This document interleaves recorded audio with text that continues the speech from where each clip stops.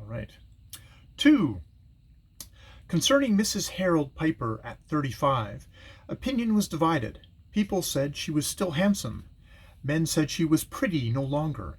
And this was probably because the qualities in her beauty that women had feared and men had followed had vanished. Her eyes were still as large and as dark and as sad, but the mystery had departed. Their sadness was no longer eternal, only human, and she had developed a habit, when she was startled or annoyed, of twitching her brows together and blinking several times. Her mouth had also lost. The red had receded, and the faint downturn of its corners when she smiled, that had added to the sadness of the eyes, had been vaguely mocking and beautiful, was quite gone. When she smiled now, the corners of her lips turned up. Back in the days when she reveled in her own beauty, Evelyn had enjoyed that smile of hers. She had accentuated it. When she stopped accentuating it, it faded out, and the last of her mystery with it. Evelyn had ceased accentuating her smile within a month after the Freddie Gedney affair. Eternally things had gone and very much as they had before, but in those few minutes during which she had discovered how much she loved her husband, Evelyn had realized how indelibly she had hurt him. For a month she struggled against aching silences, wild reproaches, and accusations. She pled with him, made quiet, pitiful little love to him, and he laughed at her bitterly, and then she, too, slipped gradually into silence, and a shadowy, impenetrable barrier dropped between them. The surge of love that had risen in her she lavished on Donald, her little boy, realizing him almost wonderingly as a part of her life. The next year, a piling up of mutual interests and responsibilities and some stray flicker from the past brought husband and wife together again, but after a rather pathetic flood of passion, Evelyn realized that her great opportunity was gone. There simply wasn't anything left. She might have been youth and love for both, but that time of silence had slowly dried up the springs of affection, and her own desire to drink again of them was dead. She began for the first time to seek women friends, to prefer books she had read before, to sew a little where she could watch her 2 children to whom she was devoted. She worried about little things. If she saw crumbs on the dinner table, her mind drifted off the conversation. She was receding gradually into middle age. Her 35th birthday had been an exceptionally busy one, for they were entertaining on short notice that night, and she stood in her bedroom window in the late afternoon. She discovered that she was quite tired. 10 years before she would have lain down and slept, but now she had a feeling that things needed watching. Maids were cleaning downstairs, bric-a-brac was all over the floor, and there were sure to be grocerymen that had to be talked to imperatively, and then there was a letter to write Donald, who was 14 and in his first year away at school. She had nearly decided to lie down, nevertheless, when she heard a sudden familiar signal from little Julie downstairs. She compressed her lips, her brows twitched together, and she blinked. "Julie!" she called. "Ow!" prolonged Julie plaintively. Then the voice of Hilda, the second maid, floated up the stairs. "She cut herself a little, Miss Piper." Evelyn flew to her sewing basket, rummaged until she found a torn handkerchief, and hurried downstairs. In a moment Julie was crying in her arms as she searched for the cut, faint, disparaging evidences of which appeared on Julie's dress. "My thumb!" explained Julie. "Oh, it hurts." It was the bowl here, the he one," said Hilda apologetically. "It was waiting on the floor while I polished the sideboard, and Julie come along went to fooling with it. She just scratched herself." Evelyn frowned heavily at Hilda, and twisting Julie decisively in her lap, began tearing strips of the handkerchief. "Now, let's see, dear." Julie held it up, and Evelyn pounced. "There!" Julie surveyed her swathed thumb doubtfully. She crooked it. It waggled. A pleased, interested look appeared in her tear-stained face. She sniffed and waggled it again.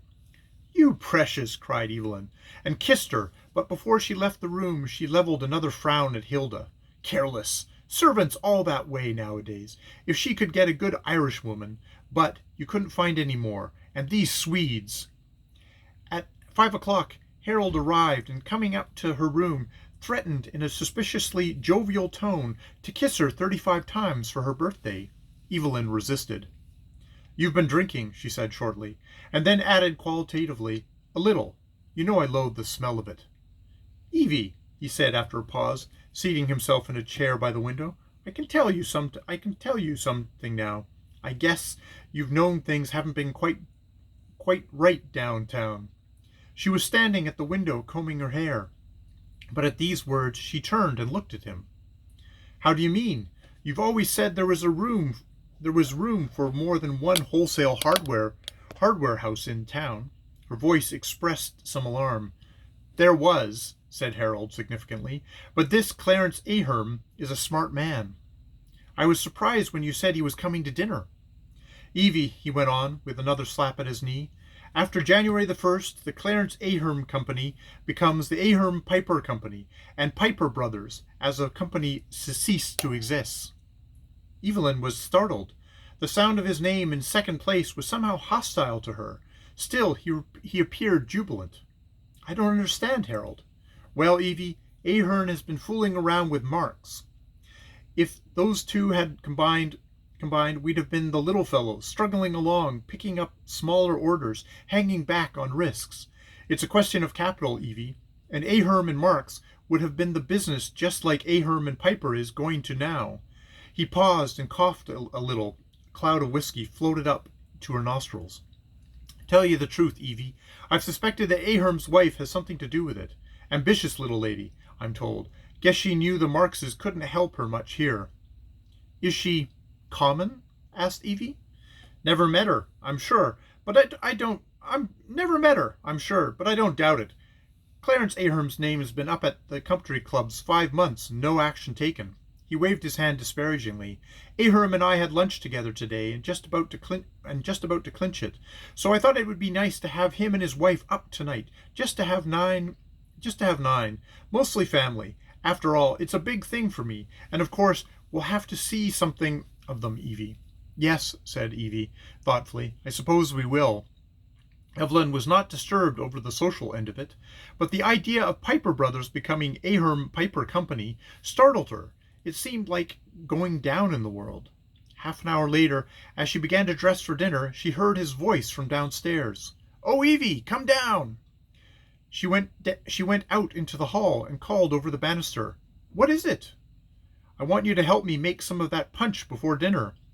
Hurriedly rehooking her dress, she descended the stairs and found him grouping the essentials on the dining-room table. She went to the sideboard and, lifting one of the bowls, carried it over. Oh, no, he protested. Let's use the big one. There'll be Ahern and his wife, and you and I and Milton, and that's 5, and Tom and Jessie, and that's 7, and your sister and Joe Ambler, that's 9. You don't know how quick that stuff goes when you make it. We'll use this bowl, she insisted. It'll hold plenty. You know how Tom is. Tom Lowry, husband to Jessie, Harold's first cousin, was rather inclined to finish anything in a liquid way that he began. Harold shook his head. Don't be foolish. That one holds only about 3 quarts, and there's 9 of us, and the servants will want some, and it isn't strong punch. It's so much more cheerful to have a lot, Evie. We don't have to drink it all of it. I say the small one. Again he shook his head obstinately. No, be reasonable. I am reasonable, she said shortly. I don't want any drunken men in the house. Who said you did? Then use the small bowl. Now, Evie.